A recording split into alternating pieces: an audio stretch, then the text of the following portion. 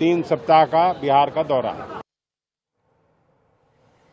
बिहार की राजनीति में एक बार फिर से आधी आबादी के वोट ने हलचल मचा दी है। 2015 हो या फिर 2020, हर बार महिलाओं ने अपने वोट की ताकत से सत्ता की चाबी थमाई है। और अब जब 2025 के चुनाव नजदीक हैं तो सवाल ये कि क्या इस बार भी महिलाओं का वोट सत्ता की दिशा तय करेगा?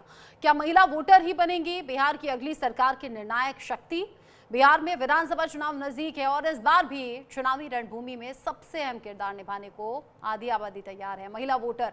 बीते 2 चुनावों में जिस तरह से महिलाओं ने बढ़ चढ़कर मतदान किया है, उससे बात साफ है कि अब सत्ता की असली चाबी इन्हीं के हाथों में है।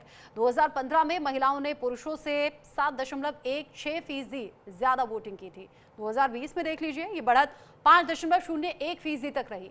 यानी ये सिर्फ आंकड़े नहीं है, ये संकेत है सत्ता की दिशा अब महिला वोटर्स ही तय कर रही हैं। मुख्यमंत्री नीतीश कुमार ने महिलाओं को सशक्त बनाने के लिए कई योजनाएं भी चलाई हैं। जीविका, बालिका पोशाक योजना, नशाबंदी, महिला आरक्षण, कन्या उत्थान जैसी कई योजनाएं हैं जो महिलाओं तक पहुंची और उन्होंने वोट से अपना समर्थन दिया भी। नीतीश सरकार की नीतियों ने ही महिलाओं को 2005 के बाद से सत्ता की राजनीति में अहम बनाना शुरू किया।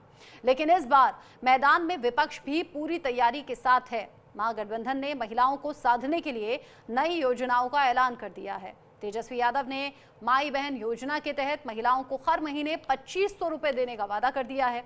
तेजस्वी का दावा है कि बेटी के जन्म से आमदनी तक इंतजाम सरकार बनते ही होगा। 2010 में 162 सीटों पर, 2015 में 202 सीटों पर और 2020 में 166 सीटों पर महिलाओं ने पुरुषों से ज्यादा मतदान किया। ये आंकड़े बिहार की राजनीति में वोट बैंक की परिभाषा को बदलते हुए नजर आते हैं। तो क्या एक बार फिर से नीतीश सरकार को महिलाओं का समर्थन मिलेगा क्या, या फिर तेजस्वी यादव की नई योजनाएं महिलाओं के मन को भा जाएंगी?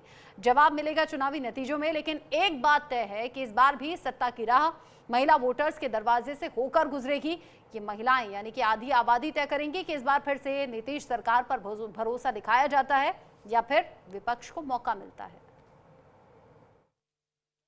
बिहार की महिलाओं को स्वावलंबी बनाने का काम किया, बिहार की महिलाओं को सशक्त करने का काम किया और उनके रहते ही बिहार की महिलाओं को खुद के लिए आवाज उठाने का मौका मिला।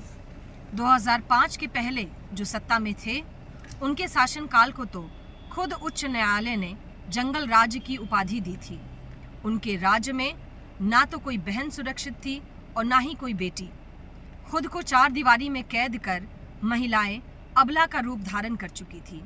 लेकिन माननीय नीतीश कुमार जी की योजनाओं के तहत, जैसे पंचायती राज में 50% आरक्षण, पुलिसकर्मी बल में 35% आरक्षण, राजनीति में 35% आरक्षण, साइकिल योजना के तहत बिहार में बेटियों को सशक्त करने का काम किया गया। 243 विधानसभा सीटें में 40 विधानसभा सीट ऐसे हैं जहां पर 60% महिलाओं का, मतलब जितने वोटर लिस्ट में नाम काटे गए हैं उसमें से 60% महिलाएं हैं। और कई ऐसे विधानसभा हैं जहां पर सबसे ज्यादा किसी का नाम काटा गया है तो महिलाएं हैं। नाम इसलिए ही काटा जा रहा है क्योंकि सत्ता पक्ष को भी पता है कि महिलाएं इनसे नाराज हैं और इसीलिए मुझे लगता है कि तेजस्वी जी पर इनका भरोसा लगातार बढ़ रहा है। और कारण सिर्फ वर्तमान नहीं है, भूतपूर्व कारण भी रहे हैं। लालू प्रसाद जी जब पहले पुसू के अध्यक्ष हुए पटना यूनिवर्सिटी के, तो पहले ऐसे अध्यक्ष थे जो पटना वुमेन्स कॉलेज में जिनको एंट्री मिली थी, और वही पहले ऐसे व्यक्ति हैं जो बिहार जैसे राज्य में 2 दिन का पीरियड लीव देकर के न्याय किए महिलाओं के साथ।